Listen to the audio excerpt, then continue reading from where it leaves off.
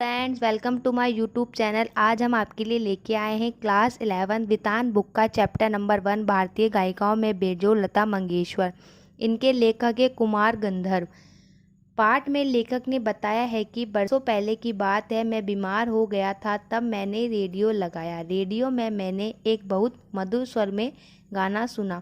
वह स्वर बहुत मधुर था, वह सीधे मेरे दिल को छू गई। उसमें कुछ तो खास बात थी, लेकिन उन्हें पता नहीं था ये स्वर किसका है, यानी गाने की गायिका कौन है। गाना समाप्त हुआ, फिर रेडियो में गाने की गायिका का नाम बताया गया, लता मंगेशकर।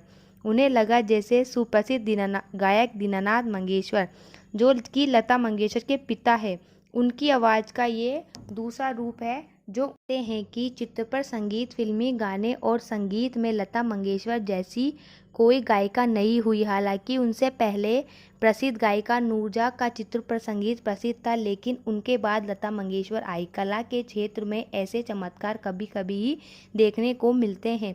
लता मंगेशकर जी ने चित्रपट संगीत को लोकप्रिय व कंठप्रिय बनाया। लोगों में संगीत के प्रति रुचि पैदा करने में लता मंगेशकर जी का बहुत योगदान है। चित्रपट संगीत के कारण ही लोगों को संगीत व स्वर की समझ हो रही थी।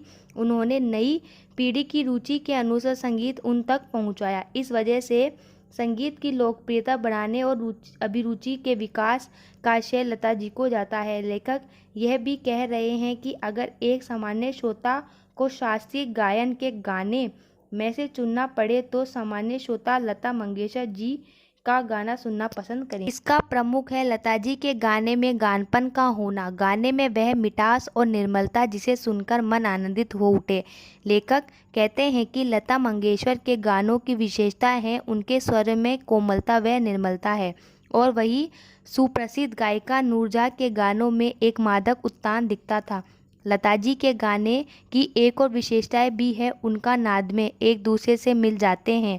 किसी भी गायक के लिए ऐसा पाना कठिन होगा, लेकिन लता जी ऐसा बहुत आसानी से कर लेती है।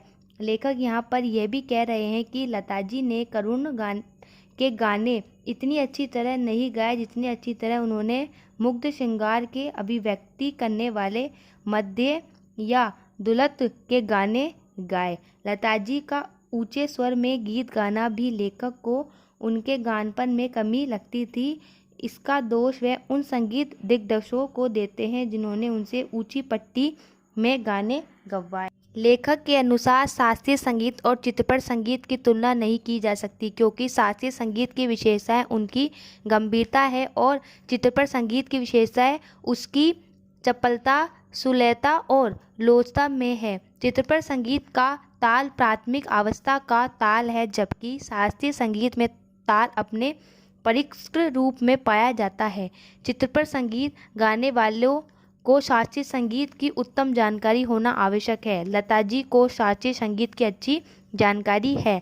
लता जी के द्वारा गाए गए 3 या 3.5 मिनट का गाना दिलों को छू जाता है और लोगों उस गाने को गुनगुनाने लगते हैं।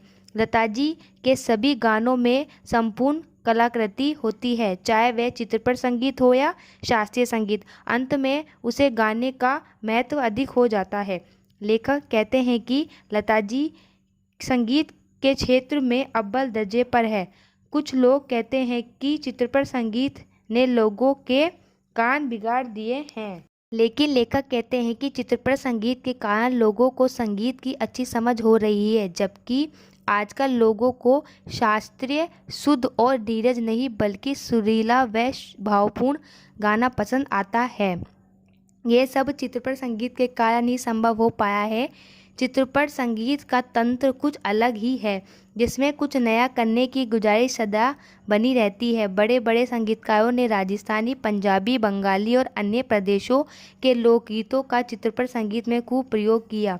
इसके साथ ही लोकगीत, पहाड़ी गीत तथा कृषि गीत संबंधित गीतों का भी चित्रपट संगीत में अच्छा प्रयोग किया जा रहा है।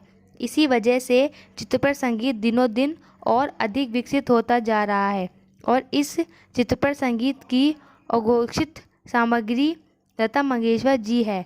चित्रपट संगीत में पार्श्व गायक गायिकाएं तो बहुत है, लेकिन लता मंगेशकर की जैसी लोकप्रियता किसी ने हासिल नहीं की।